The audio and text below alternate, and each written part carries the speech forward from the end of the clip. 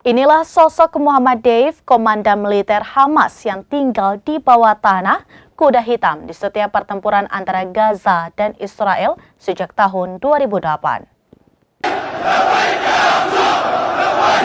Panglima Sayap Militer Hamas Muhammad Diab Ibrahim Al-Masri alias Muhammad Al-Deif, Brigade S. Al-Din Al-Qassam atau Menteri Pertahanan Hamas adalah kuda hitam setiap pertempuran antara Gaza dan Israel yang berkobar pada tahun 2008, 2012 dan kembali terjadi saat ini tahun 2023.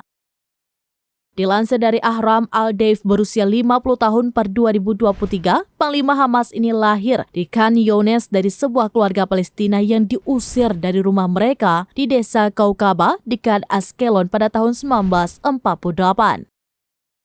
Dari informasi yang didapat, Al-Deif dilatih dan dididik oleh orang pertama generasi pemimpin Ikhwanul Muslimin di Palestina. Al-Deif lulus dari Universitas Islam di Gaza yang mungkin merupakan penampilan terakhirnya sebelum bergabung dengan gerakan yang diciptakan oleh Salah Sahada. Kemudian naik ke Komando Brigade Qassam setelah insiden renggut nyawa komandan sebelumnya Emad Akel. Al-Deif jauh dari dunia politik atau bahkan tampil di depan umum. Al-Deif adalah orang yang tinggal di bawah tanah atau di kamp pelatihan dan lapangan di Gaza bila diperlukan. Diketahui penampilan publik satu-satunya adalah dalam film dokumenter besutan Al Jazeera. Akan tetapi, dalam dokumenter wajahnya ditutup.